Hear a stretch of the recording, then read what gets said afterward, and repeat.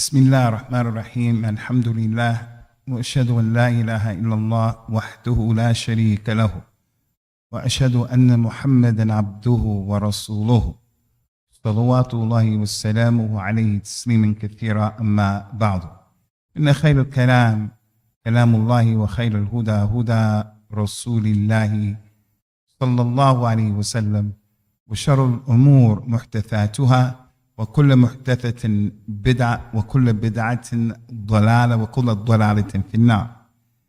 So it is our custom that on Sunday night we talk about different categories of people and things from the creation that we see the rahmah of Rasulullah sallallahu alaihi wasallam being shown to them. And we've dealt with quite a few of them. And still there are a lot to go. But will we continue to go? Inshallah, we'll decide that. But today we want to talk about a very important group. And this is a reminder for myself and a reminder for all of you to take it seriously and try to implement it, because a lot of times in this society that we're living in, this thing is compromised by the Muslims. In today's class and reminders about how the Prophet sallallahu alaihi wasallam showed rahmah to the elderly people from our community, to those people who are older. This is really important. Friday we talked about the equality of the Muslims and that the blood of the Muslims is equal. No one's blood is more important than anyone else's blood.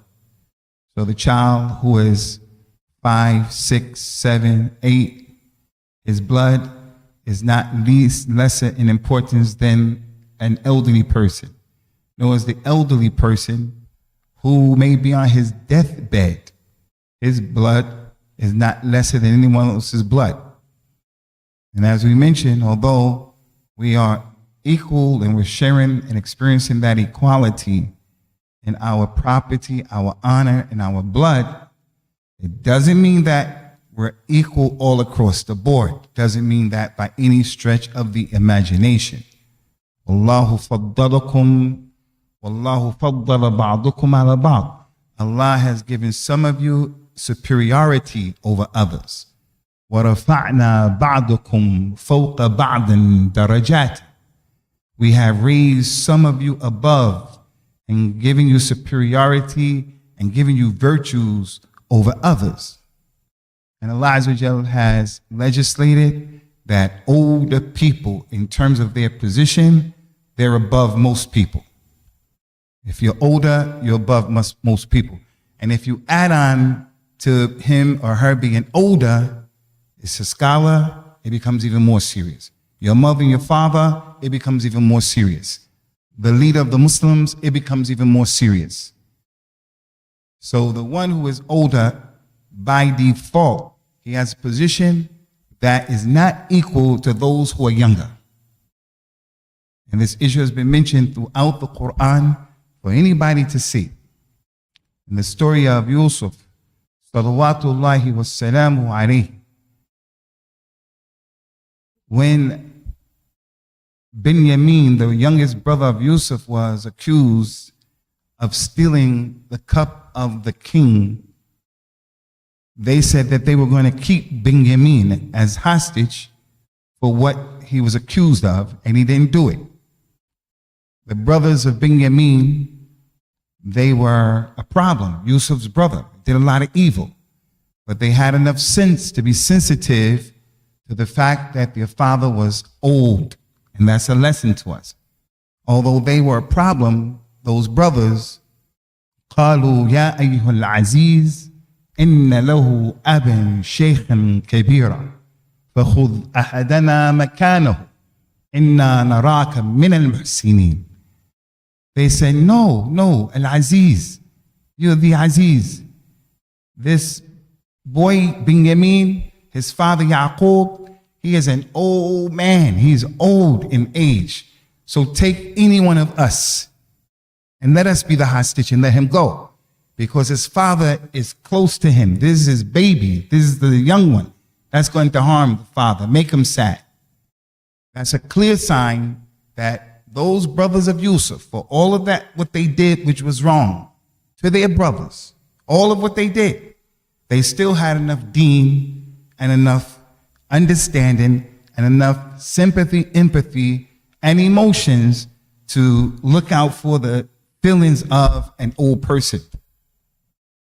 Especially if that old person happens to be your mother or your father, your auntie or your uncle.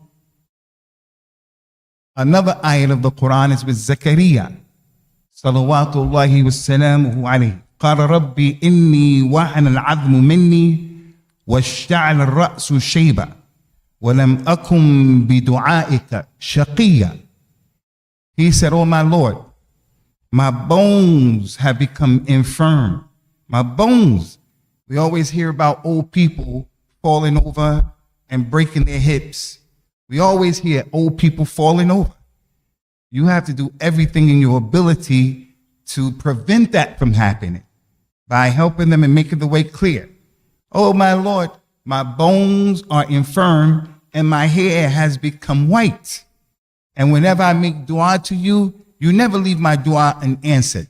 Another example where the theme is the old person being mentioned in the Quran and being mentioned his situation of weakness.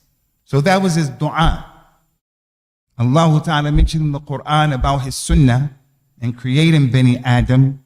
Allahu alladhi khalaqakum min da'fin thumma ja'ala min ba'di da'fin quwwatan thumma ja'ala min ba'di quwwatin da'fin wa shayba yakhluqu ma yasha wallahu al-alimul qadir. Allah is the one who created all of you, and you were weak. You were little babies. You were 3, 4, 5, 6, 7. You couldn't do anything for yourself.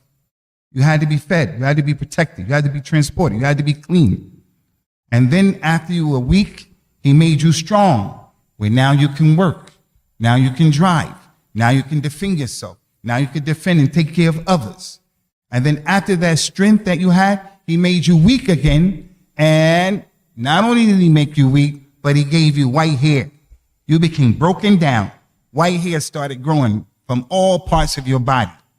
Allah creates whoever he wants to create, and Allah is Al-Alim Al-Qadir. He knows what he's doing and he's powerful, mighty. He could have left all of Bani Adam strong for all their lives, but they have to go through that process. So that marhala and that stage of being weak is being mentioned in this ayat of the Quran. It's the sunnah of Allah, and it won't change. Another ayah, he said, وَاعْبُدْ رَبَّكَ حَتَّى يَأْتِيَكَ الْيَقِينَ. Ya Muhammad, worship your Lord until the yaqeen comes. Some of the scholars say yaqeen means continue to worship Allah until you die, until your very last breath. Even if you're on your deathbed, keep trying to say La ilaha illallah. Whoever says La ilaha illallah, and that's the last thing that comes out of his mouth, he'll go to Jannah. So when you go to visit people who are dying, don't ask them about the football game. Don't ask them about the soccer game. Don't ask them about the boxing match. Don't ask them about the new salary that Fulan or Alan got, who's a football basketball player. You want to ask him, say La ilaha illallah. So they said that the yaqeen is death.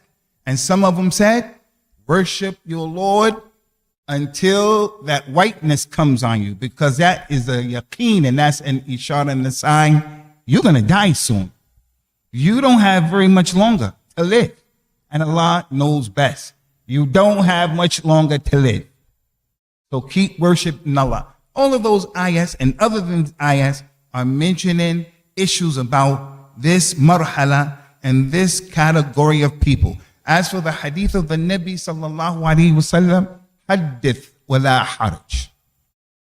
He told us sallallahu alaihi wasallam in many hadith, so many issues, man shaba shaybatin fil Islam kanat lahu nuran yawm al-qiyamah. Anyone who develops gray or white in Islam, man or woman, if they get old in Islam, those grays, those whites, they are going to be light for them yawm al-qiyamah. He said the best of you is the one who lives a long time and he does good deeds. So here's a man, he's 70, 75 years old, 80 years old. That means he fasted about 65 times.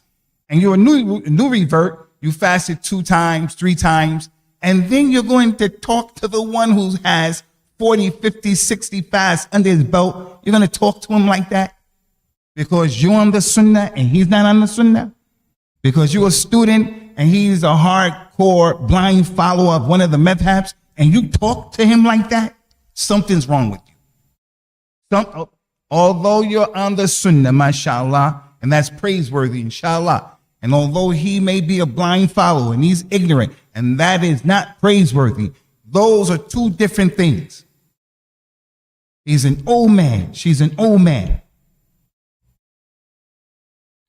Listen, the Prophet mentioned, sallallahu alaihi wasallam, al-baraka ma al-akabir. The blessing is with the elders. That means a lot. That means when we have older people around us, that's a blessing because they're there. When you are responsible and you have old people around you, he said, إِنَّكُمْ تُرْزَقُونَ بِدُعَفَائِكُمْ. You people will be provided rizq because of the weak ones from amongst you, those old people. Old people, when they're around you, they have wisdom and experience. One of the problems with the Dawat al-Salafiyya and what we suffer from as African Americans is we had people who were 30 and 40 years old. They were the leaders of the Dawah. We didn't have people who were 60 and 70 years old. People who were 60 and 70, they would have the experience and the ability to say, don't do it that way. Don't do it that way. Don't let anybody impose upon us how they think we should be doing. Listen to the advice of ulama, but don't let anybody impose upon us. And he's from Morocco, he's from Tunis, he's from Saudi Arabia, Kuwait. We asked the sheikh, what do you think, sheikh? What do you think? Young people, the sheikh said, and that's enough of the deal. No. The barakah is with the people who are older. The Prophet told his Prophet, Rasulullah says, sallallahu alaihi wasallam, Amarani Jibril and uqaddima al-akabir. Jibril came to me and he told me, Ya Muhammad, put the older people first. Listen, this is really important. Give the taqdeem and put the ones who are older, put them first. Jibril told Rasulullah that, sallallahu alaihi wasallam. This is a qa'ida amma, a general principle that should be followed. Put them first. What does that mean? If 2 people are about to speak, Rasulullah would say, kabbir, kabbir. Let the oldest one speak first. Aisha said he was visited by 2 men at a miswak. They were looking like they wanted the miswak. He looked at them. He gave it to the older one. If he wanted to give people something to drink, he started with the older one. Sallallahu alaihi wasallam. He said, if it's time for the prayer, one of you make the adhan and the eldest one prays. The older one prays. If people die, he would ask a question. Who memorized the Quran most? They were equal. Who made hijrat first? They were equal. Which one was the eldest? This one. He would put him first. So anytime you have older people in your presence, you're 25, he's 34. Put him first. Today we went to a brother's house and it was time to get our grub on. We went upstairs and there was a couch and the food, things were on the couch. I didn't know what it was, but I know you just couldn't sit there. And there were only 2 free chairs, only 2 free chairs. The younger people can run up the stairs. We get up there first. So when we get up the stairs, should we sit down first? And there are older people who are coming up and they didn't make it up yet? No, you have to wait till the older people come up and you let him sit there.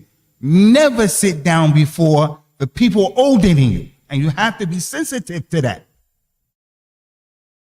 And this is something that is lacking amongst people who claim the Sunnah. It's something that we miss out, we don't remember. Even when older people make you upset, get on your nerve, take it easy.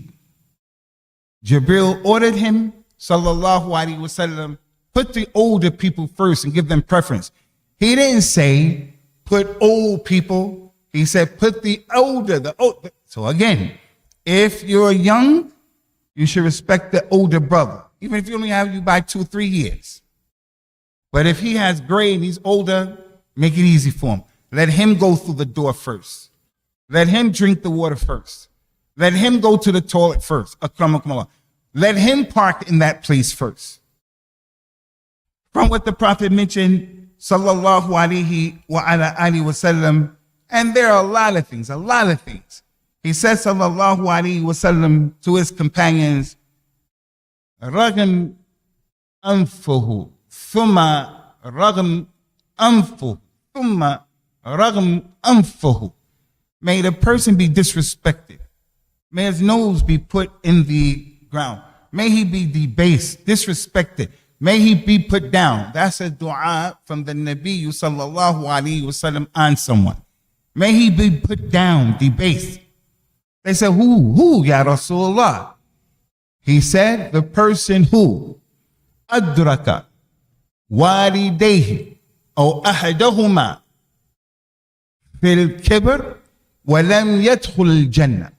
The person who he grows up and he finds his mother and his father alive, or he finds one of them alive and they are older and he doesn't go into Jannah. May his nose be put in the dirt. His nose put in the dirt, why? He didn't take advantage of that golden opportunity. You know, there's a weak hadith that says that the Jannah is under the feet of the mother. That hadith is not authentic, but no doubt having birru walidain can get a person to a Jannah. Allah's pleasure is in the pleasure of a person's parents. So if he has his mother and his father and they're older, he should send money to them. He should take responsibility for them. He should talk to them gently. He should be supportive of them. He found his mother and his father. I was looking at pictures the other day that was sent to me by my sister. I couldn't believe how my father looked 30 years ago when he was younger, 35 years ago. When I see him now, him and my mother, I couldn't believe how he looked. And now he's an older person. And it's an opportunity for me to treat both of my parents in a way where, inshallah, we make Allah Azza wa Jal pleased with us.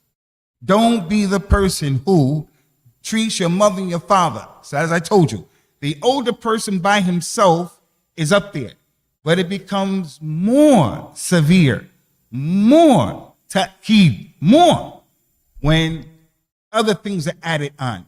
He's a scholar and he's old. He's your mother, your father, and they're old. And similar to the mother and father are your mother's sisters and brothers, especially her sisters, and your father's mother's sisters and brothers as well. He mentioned to the people, sallallahu alaihi wa sallam, he is not from us.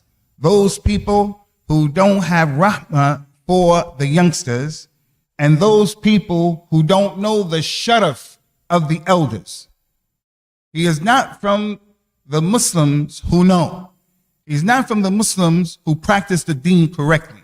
The one who's not gentle and easy with youngsters. They're in the masjid, they may be noisy, they're in the masjid, they're running around, they're in the masjid, they're doing things where they're making some noise, the way they are. That really gets into the central nervous system of some people. And I understand that. But we have to have rahmah. And these kids, your kids, my kids, our relative kids, just youngsters in general, the rough and tough one against kids, he's not from us. He's not a kafir. He's not a kafir. But he's not from the people of the Sunnah in that particular thing. He's not doing it the right way. And he said, the one who doesn't know the sharaf of the elder. The older person is sharif, noble. What's the translation for sharif? Sharaf. The honor. He doesn't know the honor, the nobility, the honor of the one who is older. He mentions, sallallahu alayhi wa sallam, inna min ijlalillahi ikram this shaybat al-Muslim. From a proof that a person glorifies Allah, he's afraid of Allah, He recognizes Allah's rights over him. You know, people, when they do wrong, they do wrong. But there's some people, when they do wrong, they just say, so what? I did wrong. I'm going to forget about it. But then there are those people who they're conscious, it bothers them. From a dalil that a person has this with Allah is when they see older people, they treat them with honor, with respect. Doesn't have to be your relative, and it doesn't have to be a Muslim neither. Doesn't have to be a Muslim. In the school, the person goes to the school, and the teachers are different levels. There's a teacher who's a man, he's clearly older than everybody. There's a woman, she's clearly older than everybody. They could be retiring. They should have been retired. When the Muslim sees that person in the Islamic school or the non-Muslim school, we should respect older people. Point blank, period. Don't be a person who's arguing with old people, disrespecting with old people. The hip-hop culture that they have right now and the lyrics of the hip-hop culture, in those lyrics, they'll say, old lady, you can get it too. Old lady, I'll give it to you too. I'll knock you out too. Old lady, you better get out of here before I crack your head open. I heard that. People say that today. The Muslim doesn't, if the Muslim heard somebody saying that, they'll say, hey, what's wrong with you? Have you lost your mind? That person right there, even if they're not acting correctly, don't return ignorance with ignorance, but don't argue with old people. Part of the issue with old people and why they act out and cut up sometimes, you heard that word, that phrase, grumpy old man. Sometimes those people in a lot of pain. They are in a lot of pain. Sometimes they're isolated. Sometimes they're going, their bodies are breaking down. They are going back to being in that stage where they're weak. They wear Pampers. They can't clean themselves, can't cook for themselves. You don't know the half of their challenges. So they come out into the public and they're grumpy. Got a lot to be grumpy for. And then with the non-Muslims, they don't have a deen. They don't have a deen. If they had the deen, they'd know how to deal with it. But even those who do have the deen, they can still be grumpy. So the old person in the deen of Islam should be taken care of. Look at the haqq of the older person. When we meet them, the younger people say assalamu alaikum to them first. And if an older person walks by, don't wait for him to give you salams. You know how some people, they only give salams if they know you. So you won't give salams because you're watching to see if he's going to give you salams. No. If the person is older than you, be quick to say assalamu alaikum because that's an order.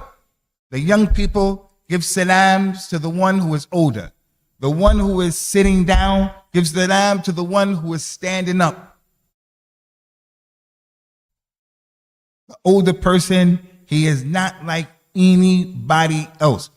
If we were to look at the different categories of people in the deen, I think the best way we could describe the older person is the older person as it relates to the army, he's the general. That's the best way I could describe it.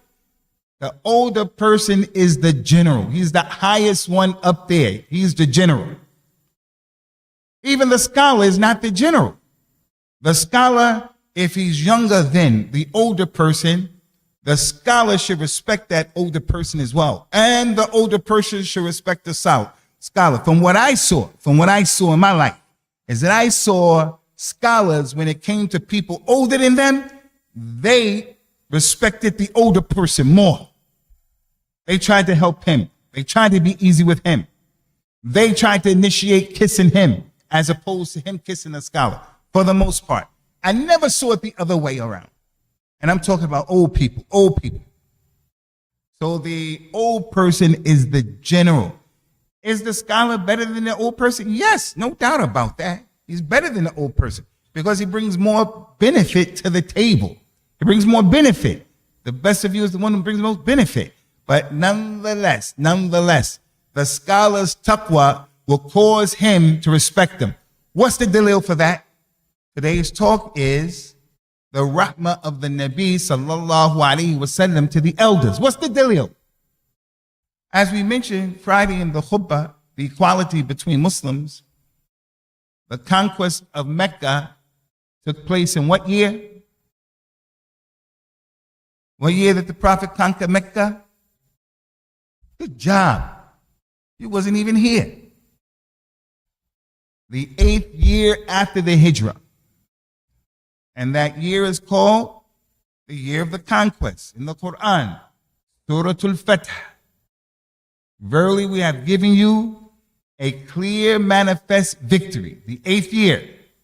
And we talked about Hani giving protection to 2 of her husband's relatives who were not Muslims, and Ali wanted to kill them. Because Hani is a woman, his sister. He didn't want to listen to, I'm not playing that. You give it, no, I'm going to deal with that. Uthman gave Abdullah bin Sa'd ibn Abi Sarh protection. No one said anything because that's Uthman. In that year, Hani accepted Islam. Abu Sufyan accepted Islam. Also from those people who accepted Islam was Abu Quhafa. Abu Quhafa. Who was Abu Quhafa? The father of Abu Bakr. And with his accepting Islam, that made everybody from the household of Abu Bakr accepted Islam. That didn't happen to any of the companions. His mother, his father, all of his children, everybody connected to Abu Bakr accepted Islam. The 10 promised Jannah, Abu Bakr gave 5 of them dawah and they accepted Islam. May Allah be pleased with all of them. So when you're asked Rada, when you're asked Ali, little nephews, which companion are you the most pleased with, you're most impressed? I respect Umar. I respect that answer. Abu Dujana. I respect Khalid ibn Walid. You should say Abu Bakr. Why Abu Bakr? Because that's the Sunnah.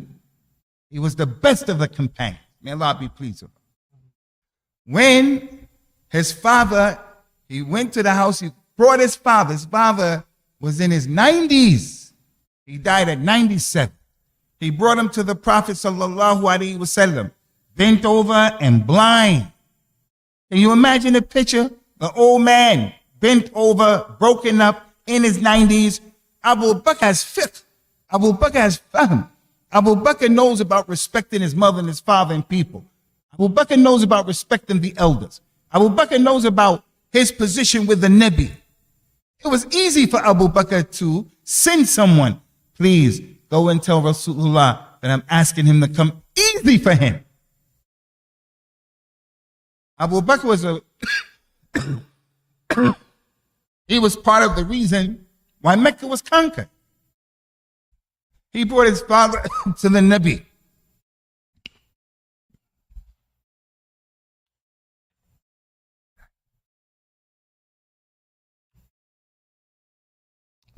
When he brought him to Rasulullah sallallahu alaihi wasallam and Rasulullah saw him, he came to him and he said, "Oh Aba Quhafa, it was more befitting for me to come to you and for you not to come here.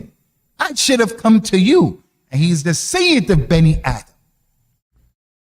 He's a scholar. He's the best one. He's the best human being.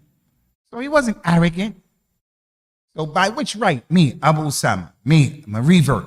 By which right there is an older person and I'm waiting for him to give me salams?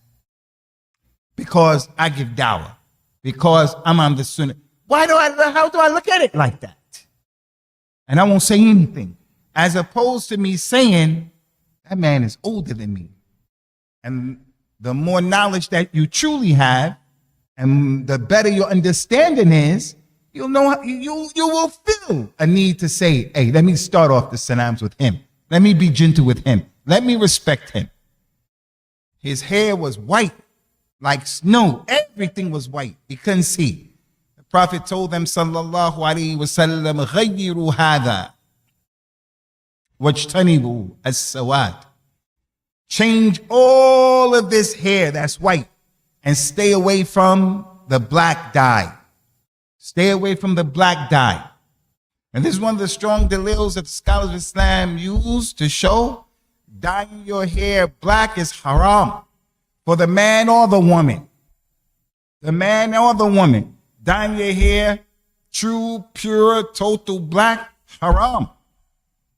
And there are other opinions. One of those issues that has a lot of ikhtilaf in it. But this is one of the strongest hadith. Change his hair, all of this, all of it, everything. And stay away from the black. So look at the rahmah of the Nabi of Islam, sallallahu alaihi wasallam. And when he spoke, he wasn't making mujamala. You know, sometimes people are eating in a restaurant and someone else comes in, they say, tafaddal, tafaddal. And then if you came, you sat down, he'll say, I wish I didn't say that. Oh, man. Because we used to do that in Medina as students. We would go to the restaurants hungry. Anybody said tafaddal, we would come and sit down. And we would look at each other and say, hey, he asked for it. Because we were students. He wasn't smiling after that. He didn't really mean it. It's just, you know, kalimatun huwa qa'iluha. It's not real. So when the Prophet said, sallallahu alaihi wasallam, it was better for me to come to you, that wasn't mujamala. That was the deen. That was his akhlaq. So in concluding, my brothers, let us take care of respecting the elders, the older people, and also between ourselves. The one who is older than me is 63, 64, 65. I have to respect him. The one who is older than you, you're 25, he's 30, 35, you should respect him. The little brother should respect the big brother. The little sister should respect the big brother, the big sister, and on and on and on and on. So this is what we wanted to present today concerning the Nabi sallallahu alaihi wasallam and his sunnah. And as I mentioned, a lot could be said. A lot of other things could be said. But I think you get the principle as a reminder. As a reminder. You brothers have any questions? Adi, go to the door up there and go upstairs. If those sisters have any questions, they're going to give you the paper, okay? Inshallah. Fadli ya akhi Abdul Haq. Salam. About the what?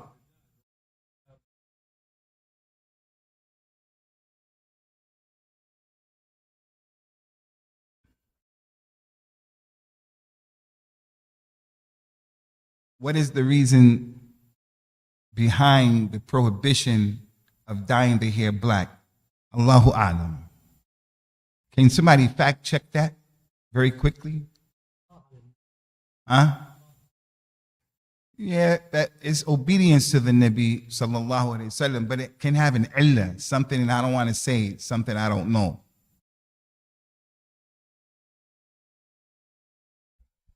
Nah, he said, dye your, be different from the Jews and the Christians, and dye your hair. They don't dye. But fact check it now. Fact check it right now. You could fact check it right now.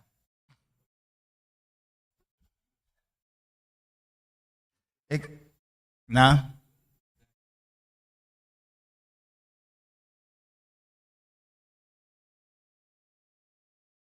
The Musin, Kibar Sin. People are old in their age. Nah, you know, people.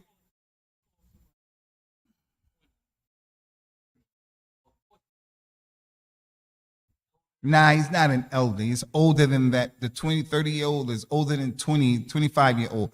But the elderly people are the people who are 60, 65, 70, those people like that.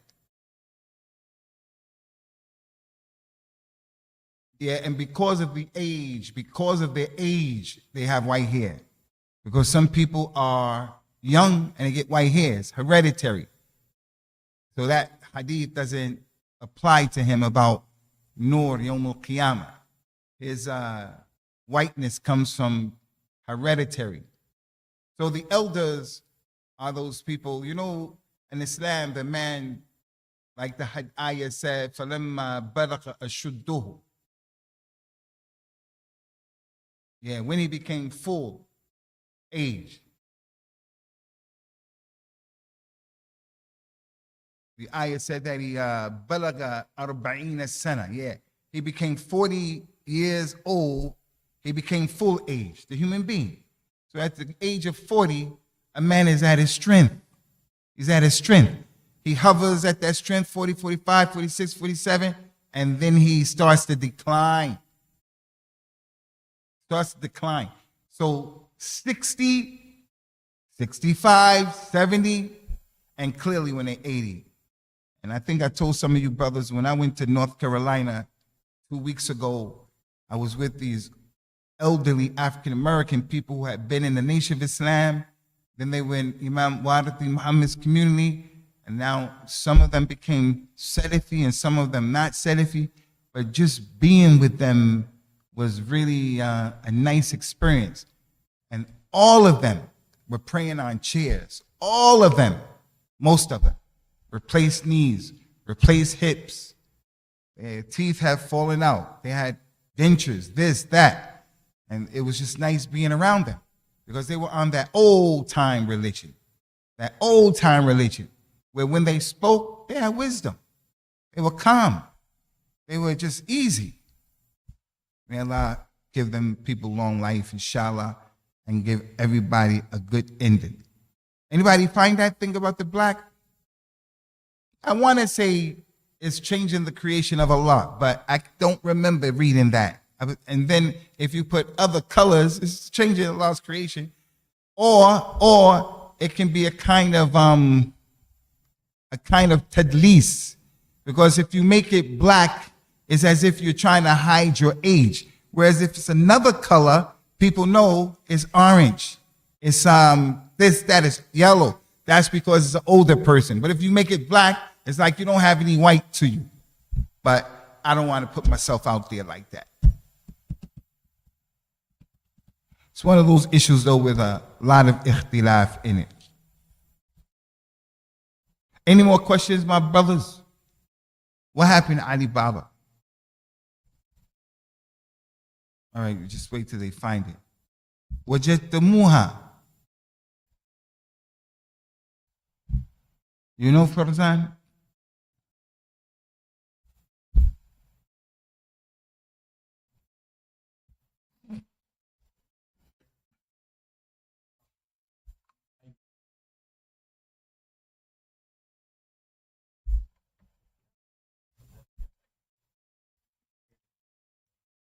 That's a good question. If you dye your hair, now you're covering up the whiteness, the grayness, so it won't be a nur for you Yawm al-Qiyamah. The answer to that is Rasulullah sallallahu alaihi wasallam encouraged people to do it. The same one who said it would be a nur Yawm al-Qiyamah is his sunnah. He himself, they said, he had 15, 17 gray hairs. He didn't have gray hairs. He reached the age of 63. They said he had 15, 17 gray hairs. But Abu Bakr, Umar, Uthman, Ali, all of them dyed their hair. And many of the companions dyed their hair, holding on to the sunnah. So the hadiths will still be applicable because Allah knows they followed the sunnah, and under that dye is that gray, Allah's ni'mah. But if a person didn't dye his hair at all, and he said, I'm not going to dye my hair because Rasulullah didn't dye his hair. Yeah, you don't have to dye your hair. It's the sunnah.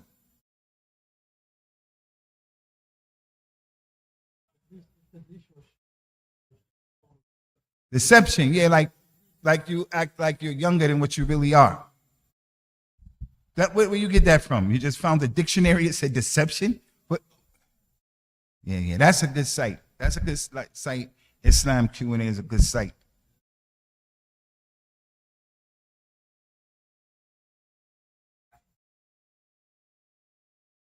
But if you put in there, what's the wisdom, what's the hikmah? You know, in Arabic, though, it's easier. It should come up. All right.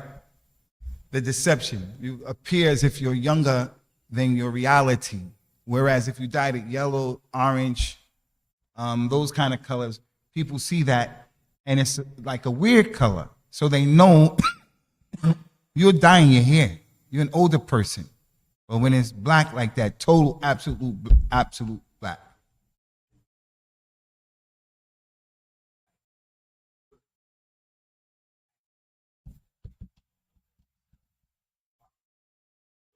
Exactly, exactly.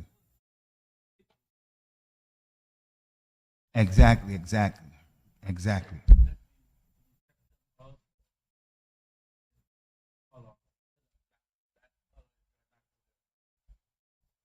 As long as it's not pure, absolute black, inshallah, you're okay.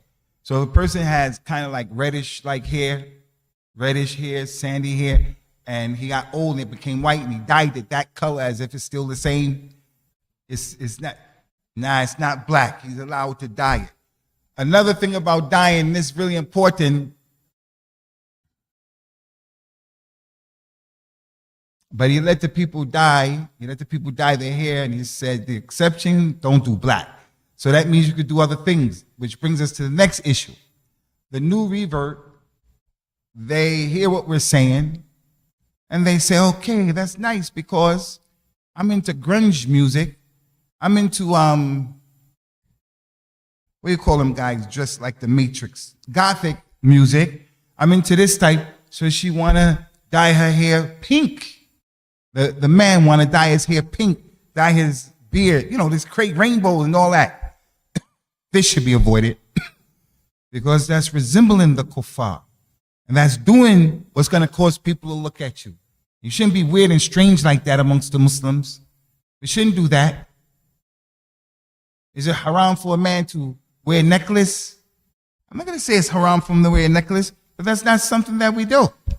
Men in Islam don't do that. It's better. You're going to get people looking at you. Don't do that. So don't dye your hair those crazy colors. Don't dye your hair the crazy colors. So the deception. There was a lady, she got married, and they were preparing the lady to take her to her husband. And the prophet came, and the mother didn't feel good about the fact that the lady, her daughter, had alopecia. That's what it appears. Her hair was bald-headed for the lady. And they put a wig on her head. But the mother felt she wanted to leave what she doubted for what she didn't doubt. She went and said, Ya Rasulullah, my daughter's going to get married tonight, and she doesn't have any hair. And we put a wig on her to send her to her husband. Can we do that? He said, no. Send her the way she is. You can't conceal those kinds of defects from people. You can't conceal them. He said, no. Let her go to him the way she really is. So that deception is a problem. He's not from us, those who deceive us. Okay, we're going to stop here, inshallah. May Allah Azza wa Jalla help us to remember and to remind ourselves, be good to the people around us who have white. Be respectful and honorable to the people who are around us who have white. Some of us have parents like Farzan. Our parents are alive. It's a double whammy for us. The parent and they're older. They have white. I have to be sensitive to that as it relates to my mother. I have to call her more. I have to do more. Your mother's living in another country. Your mother's living in another place. Send your mother money. Take care of your mother. Give her a gift. And so forth and so on. May Allah Azza wa Jalla help us. And to do this for our parents in the hopes that our babies will do that for us, inshallah, if and when we get older. Subhanaka Allahumma wa bihamdika wa ashhadu an la ilaha illa ant. Astaghfiruka wa tubu ilayk. Assalamu alaikum wa rahmatullahi wa barakatuh.